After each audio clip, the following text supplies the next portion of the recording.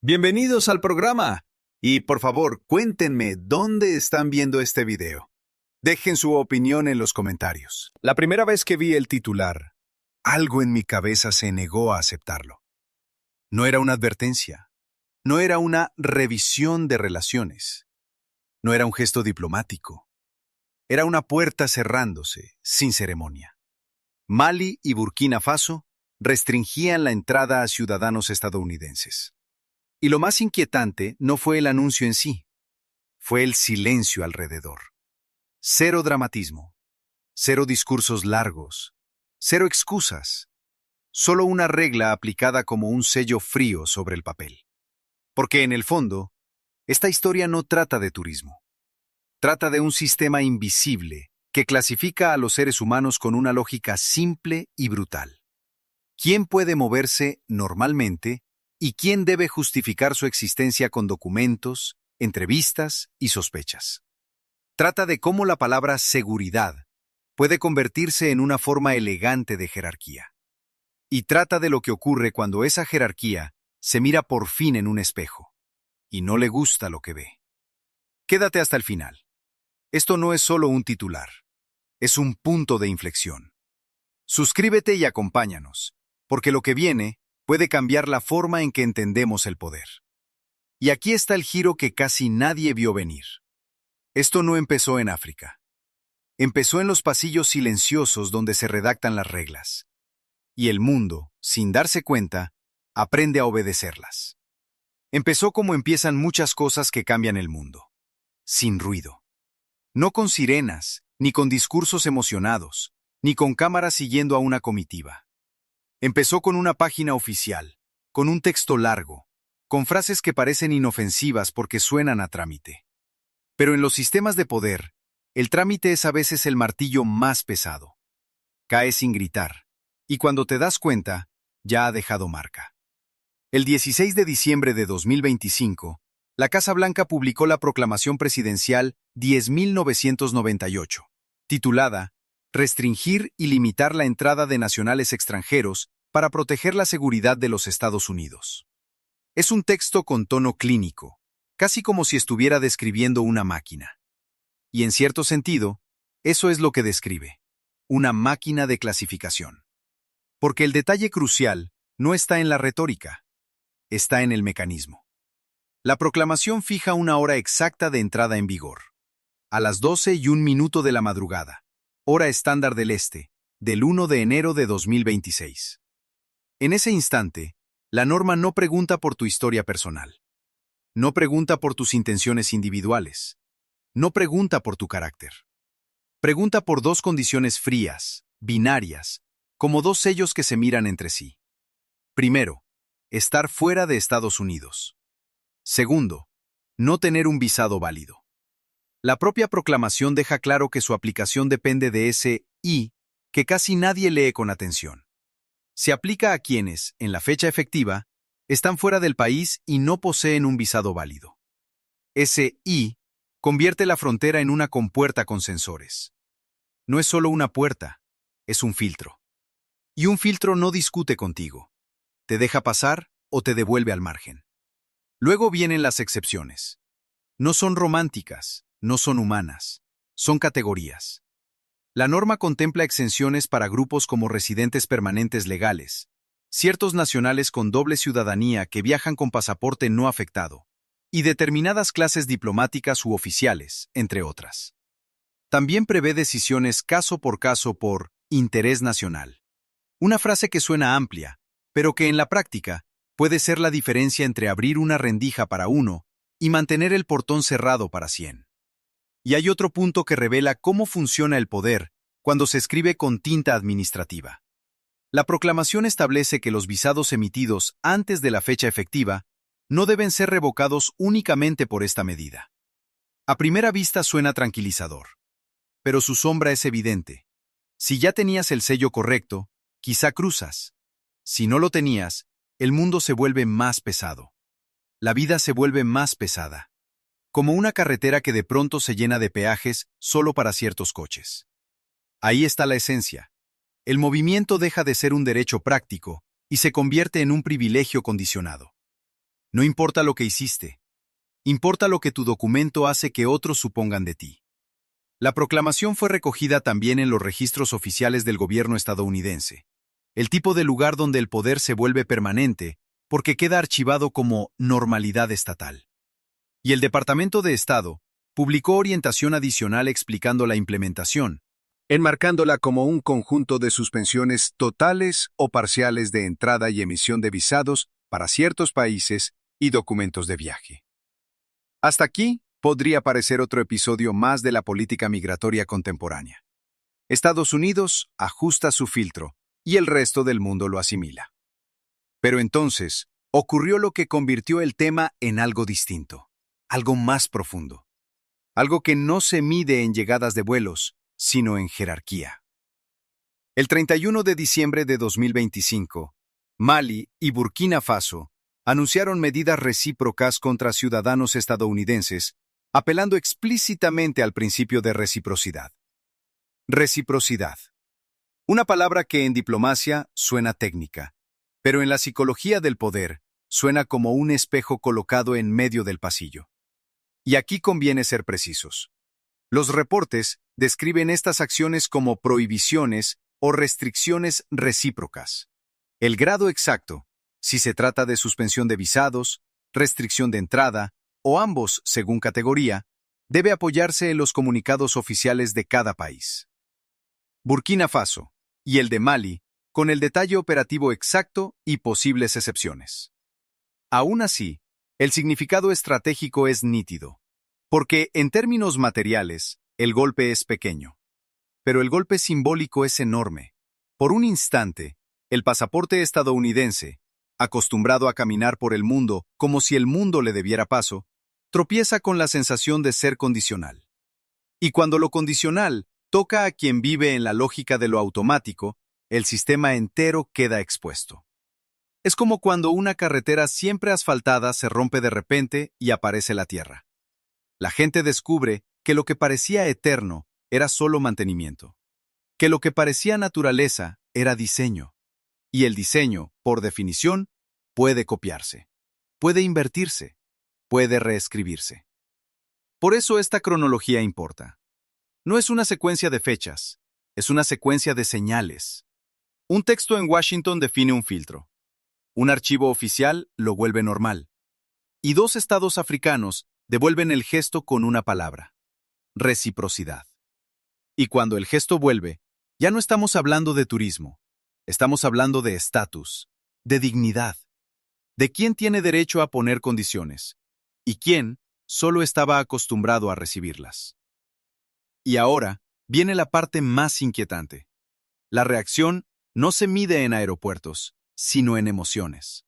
Porque cuando un continente deja de pedir acceso y empieza a pedir distancia, el mundo cambia de eje. Al principio, la respuesta pareció teatro. Un gesto, un titular. Una jugada destinada a durar lo que dura una tormenta de verano.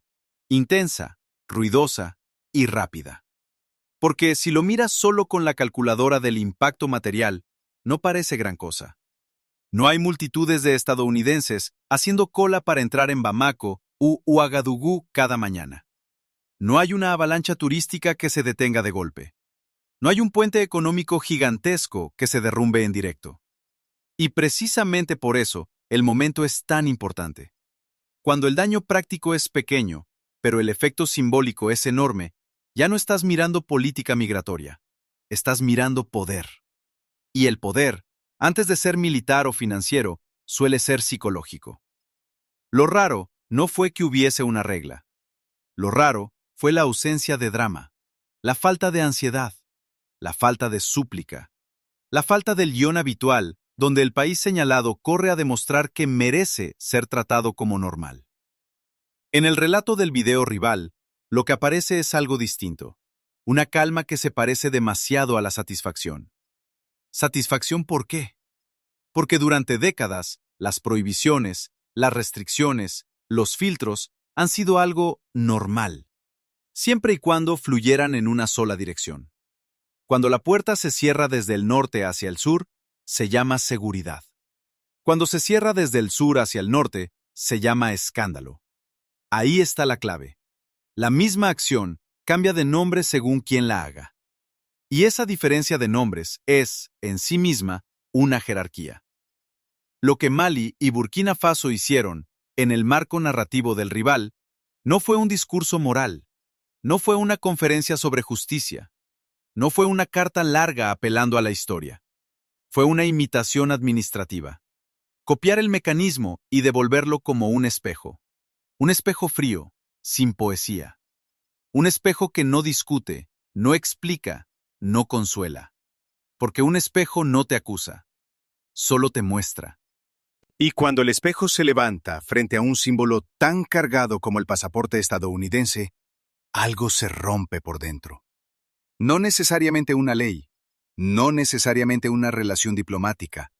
Lo que se agrieta es una suposición. La idea de que ciertos documentos pertenecen en todas partes. Que ciertas nacionalidades entran por defecto. Que la pregunta no es si te dejan, sino ¿a qué hora llegas? En ese instante, la nacionalidad deja de ser invisible. Se vuelve el tema. Y aquí hay un detalle emocional que explica por qué el mundo prestó atención. Para millones de personas, la incertidumbre en la frontera no es noticia, es rutina. Es el paisaje. Es la sensación de ir siempre con el cuerpo ligeramente tenso, como si en cualquier mostrador te pudieran cambiar la vida con un sello, con un no, con una mirada que ya decidió antes de escucharte. Pero para alguien que está acostumbrado a la movilidad sin fricción, esa misma incertidumbre se siente como un fallo de gravedad. No es peligroso en el sentido clásico, pero sí profundamente desestabilizador. Te recuerda que no perteneces por naturaleza, perteneces por permiso. Esa es la sensación que el espejo busca provocar. Legitimidad condicional. Y el rival insiste en algo crucial. La ausencia de excepciones cómodas es lo que vuelve la jugada tan reveladora. En la diplomacia tradicional, incluso en los conflictos se construyen pasillos, categorías especiales, puertas laterales, fórmulas para mantener la ilusión de normalidad. Aquí, el gesto se presenta como simétrico, directo, casi quirúrgico. No para destruir al otro económicamente, porque no hace falta, sino para incomodarlo psicológicamente. En otras palabras, no es un castigo, es una lección. Y la lección no está dirigida solo a Washington, está dirigida a cualquiera que aún crea que la jerarquía del movimiento global es natural. Porque cuando ves el mecanismo desde el otro lado, ya no puedes fingir que el sistema es neutral. Empiezas a notar la arquitectura. ¿Quién tiene la alfombra roja? ¿Quién tiene el interrogatorio? ¿Quién viaja? ¿Quién solicita? ¿Quién entra? ¿Quién pide? Ese es el punto donde el clímax sube un peldaño más. El video rival lo enmarca como un choque de lógicas. Una lógica civil suele buscar negociación, lenguaje pulido, concesiones, relaciones públicas. Una lógica militar, dice el rival, prioriza simetría, percepción de fuerza y el principio de que una presión no respondida se interpreta como debilidad. No se trata de si esa caracterización te gusta. En el guión, funciona como motor narrativo. Explica por qué el gesto no viene envuelto en diplomacia. No necesita adornos, porque su objetivo no es convencer a los salones internacionales. Su objetivo es reordenar la percepción en casa. No aceptaremos reglas impuestas en silencio. Y ahí aparece el verdadero clímax emocional, la reacción popular. ¿Por qué gente común podría alinearse con una decisión que técnicamente cambia poco en su vida diaria? Porque emocionalmente no sienten que se les haya quitado algo nuevo. Para muchos, la idea de viajar libremente hacia ciertos destinos ya no se siente difícil ni complicada, se siente ficticia. Y cuando algo ya se siente ficticio, dejar de perseguirlo no duele, incluso puede aliviar. Ese alivio es peligrosísimo para cualquier sistema de poder, porque el poder no se sostiene solo con barreras, se sostiene con deseo, se sostiene con aspiración, se sostiene con el sueño de que, si hago todo bien, me dejarán pasar. El día en que la gente deja de creer en ese sueño, el sistema sigue en pie, sí, pero pierde gravedad. Los rebeldes todavía orbitan el centro. Los indiferentes se van. Por eso esta parte no es solo una historia de visas. Es la historia de un cambio de temperatura emocional. Un momento en el que, para muchos, el acceso deja de ser la meta y la distancia empieza a parecer una forma de dignidad. Y aquí viene lo más inquietante. Si la exclusión deja de doler, ¿qué le ocurre al poder global cuando la gente ya no desea lo que ese poder controla? En el papel, casi nada cambia. Las embajadas siguen abriendo sus puertas. Los formularios siguen existiendo. Los sellos siguen cayendo con el mismo sonido seco. Los vuelos, donde los hay, siguen despegando. Y sin embargo, la política rara vez se siente primero como un decreto.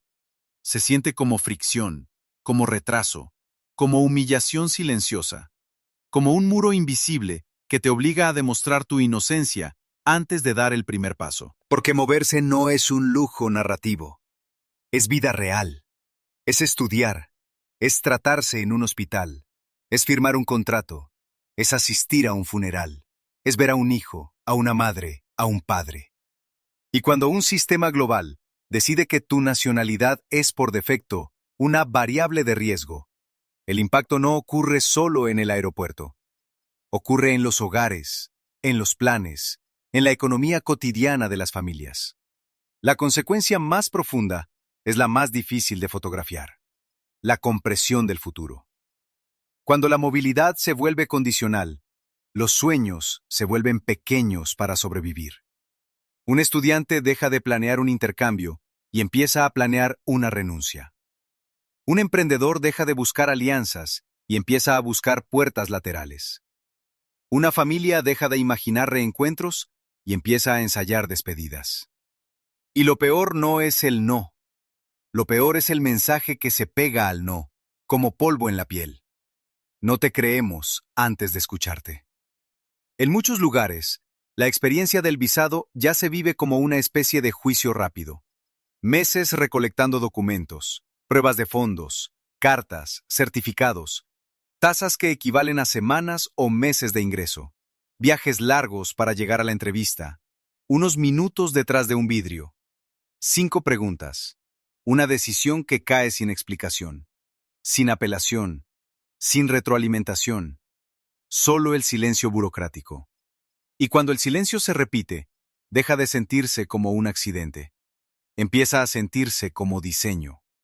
Ahí es donde el episodio de reciprocidad en Mali y Burkina Faso se vuelve políticamente útil, aunque no cambie grandes flujos. Porque introduce una idea psicológica nueva. La jerarquía no es una ley de la naturaleza. Es un conjunto de decisiones acumuladas. Y si es decisión, puede ser reflejo. Puede ser copia. Puede ser reverso. Ahora bien, aquí aparece un doble filo que no conviene romantizar. Por un lado, ese espejo puede alimentar un sentido de dignidad. No absorberemos reglas ajenas en silencio. En contextos donde la legitimidad se disputa cada día, donde la seguridad, el empleo y el orden social son urgencias, la soberanía se convierte en un idioma poderoso. Puede unir a una población alrededor de la idea de que el país no es una sala de espera.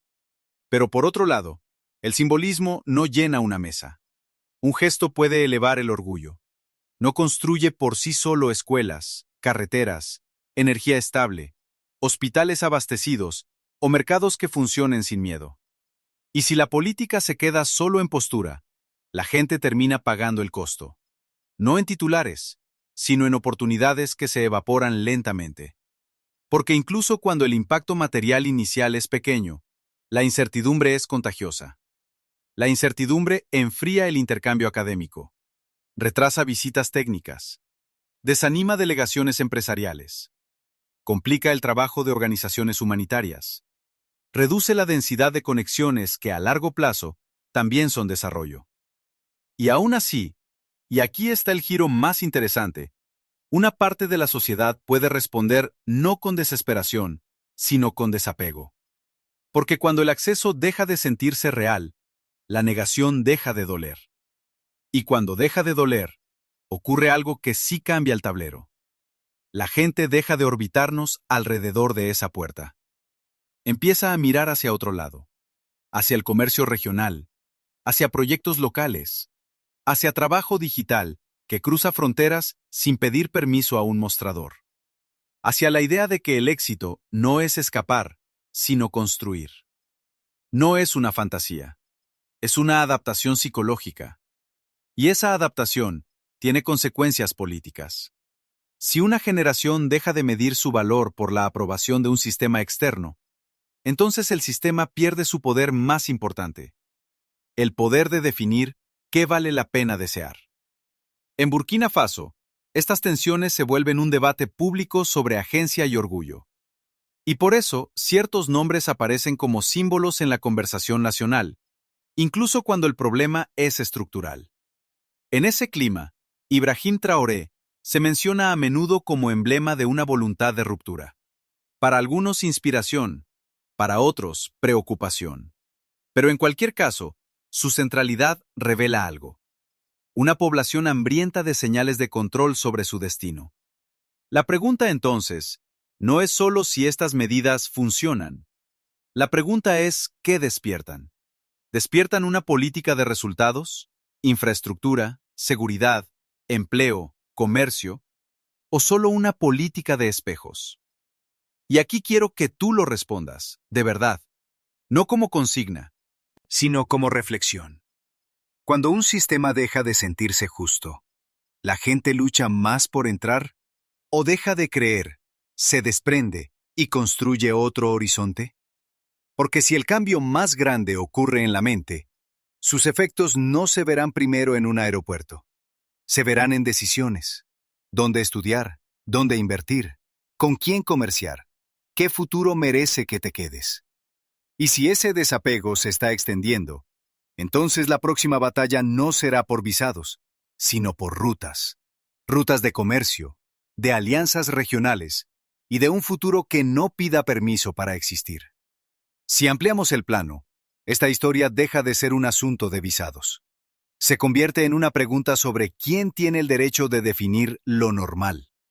Porque Washington no solo controla fronteras con leyes, también controla percepciones con lenguaje. Y en el lenguaje oficial, la restricción suele vestirse de palabras limpias: seguridad, riesgo, verificación, información insuficiente. En los reportes sobre la expansión de restricciones, la justificación pública estadounidense se asoció a preocupaciones de seguridad y a la violencia persistente y la presencia de grupos armados en la región del Sahel. Y fíjate en lo que ese marco consigue sin decirlo abiertamente. No necesita declarar, ustedes valen menos.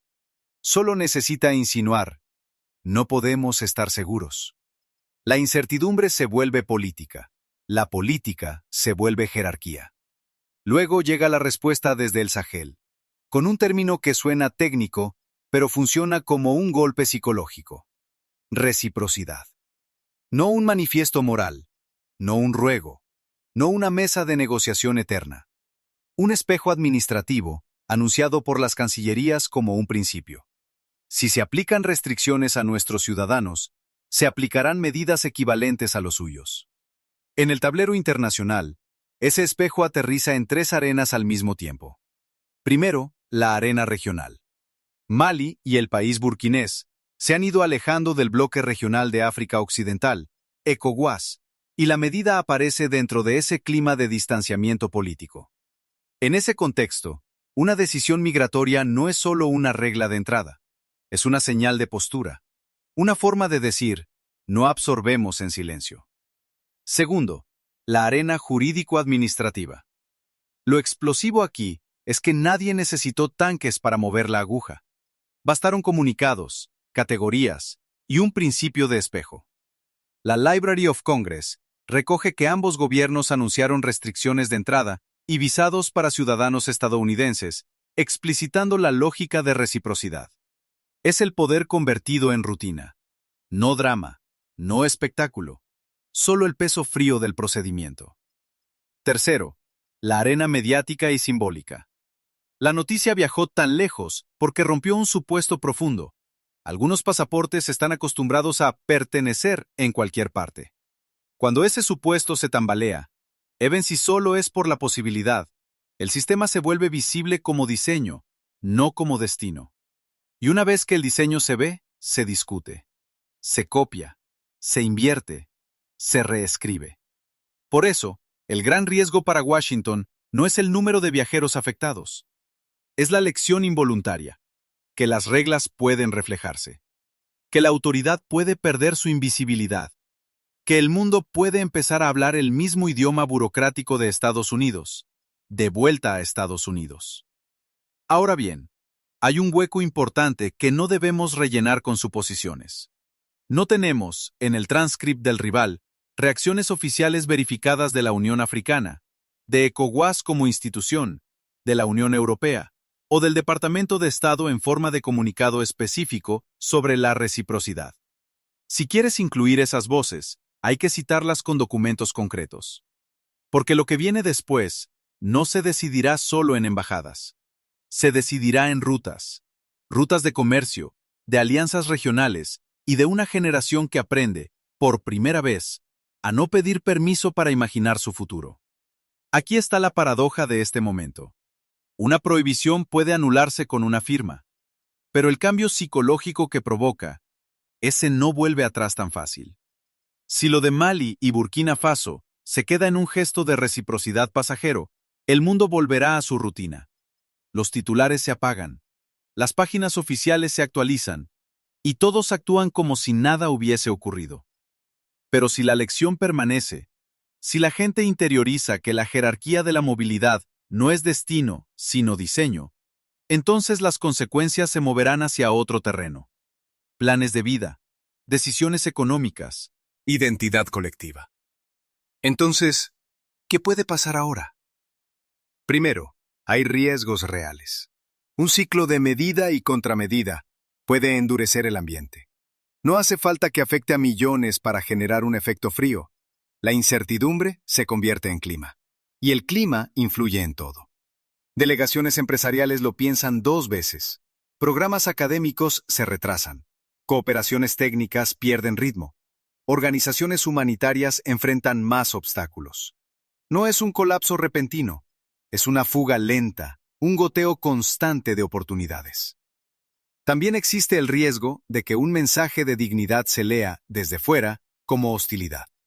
Y cuando un gesto simbólico se interpreta como ruptura total, el país que lo emite puede quedar atrapado entre presiones, seguridad interna, necesidades económicas, y el pulso diplomático de actores que tienen más palancas internacionales. Pero dentro de esos riesgos vive una oportunidad mucho más grande que el visado. Porque un momento espejo no solo incomoda a otros, también despierta una idea en casa. Si el sistema puede copiarse, puede rediseñarse. Y esa idea empuja a buscar corredores alternativos, no en discursos, sino en decisiones prácticas. Comercio regional antes que dependencia lejana. Cadenas de valor antes que exportación cruda. Trabajo digital antes que permiso físico. Infraestructura que conecte vecinos antes que carreteras que solo llevan hacia la salida. Aquí es donde el lema Trade over Aid deja de ser consigna y se vuelve estrategia. No pedir un lugar en la mesa, sino construir una mesa propia. No vender materia prima como si la tierra fuese un pozo, sino tratarla como un semillero. Sembrar industria, cosechar empleo, convertir recursos en valor añadido. Y esto es importante. Soberanía no significa aislamiento. Soberanía significa poner condiciones justas. Significa que la dignidad no depende de que otro te deje entrar, sino de tu capacidad de negociar, producir, proteger y decidir. La pregunta, entonces, es si esa soberanía simbólica puede convertirse en soberanía material. Seguridad que se sienta en la calle, instituciones que funcionen, electricidad estable, escuelas dignas, hospitales abastecidos y empleo que no exija huir como precio de sobrevivir. Un espejo puede encender orgullo, pero el orgullo necesita alimento. Resultados, no solo postura. Por eso, el capítulo siguiente es más importante que el titular. Si esto se queda en un gesto, se olvidará. Si se convierte en un plano, un blueprint, será recordado como el instante en que mucha gente dejó de medir su vida con el metro de otro. Y al final, el desenlace no lo decidirá una embajada, lo decidirá la dirección del deseo. Cuando la gente deja de desear lo que tú controlas, tu poder puede seguir existiendo, pero deja de definir el futuro. Y si ese deseo está cambiando de lado, entonces el final de esta historia no será un veto levantado, sino un continente eligiendo, por fin, escribir las reglas de su propio camino. Al final, esto nunca fue una historia sobre quién puede subir a un avión. Fue una historia sobre quién tiene el derecho de decidir qué significa normal. Una proclamación firmada en Washington y una respuesta de reciprocidad desde el Sahel no cambiaron las rutas comerciales de la noche a la mañana. No vaciaron aeropuertos. No detonaron una crisis diplomática visible. Sobre el papel, casi todo siguió igual. Pero algo mucho más profundo se movió bajo la superficie. La jerarquía de la movilidad, esa que durante años parecía natural, se volvió visible. Y cuando una jerarquía se vuelve visible, deja de parecer destino. Empieza a parecer diseño. Ahí es donde entra la historia. Ahí es donde entra el futuro. Durante décadas, millones de africanos han vivido dentro de un orden global que les exige demostrar su inocencia antes de moverse, justificar sus sueños con papeles, aceptar rechazos sin explicación. Muchos terminaron creyendo que la dignidad era un permiso concedido por otros, una llave que se gana imitando estándares ajenos. Pero el día en que el espejo se levantó, cuando la lógica se devolvió sin súplica, sin dramatismo, sin reverencias, el hechizo emocional comenzó a romperse. Y esto es lo que asusta a cualquier sistema de poder. No la resistencia, sino la indiferencia. Porque el poder no se sostiene solo con muros, se sostiene con deseo, con aspiración, con la fantasía de que, si haces todo bien, te abrirán la puerta. El día en que una generación deja de creer en esa promesa, el sistema puede seguir en pie, sí, pero pierde gravedad. Los rebeldes todavía orbitan el centro. Los indiferentes se van. Por eso, hoy la conversación no es solo sobre visados. Es sobre agencia, sobre orgullo, sobre qué tipo de futuro merece ser perseguido sin pedir permiso. Y en esa conversación, el nombre Ibrahim Traoré aparece como símbolo para muchos.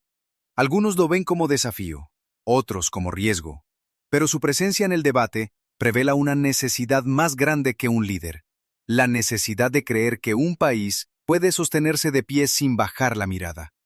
Y esa pregunta no pertenece a un hombre, pertenece a un pueblo, y también a Burkina Faso como idea de dignidad en medio de un mundo que a veces reparte respeto con cuentagotas.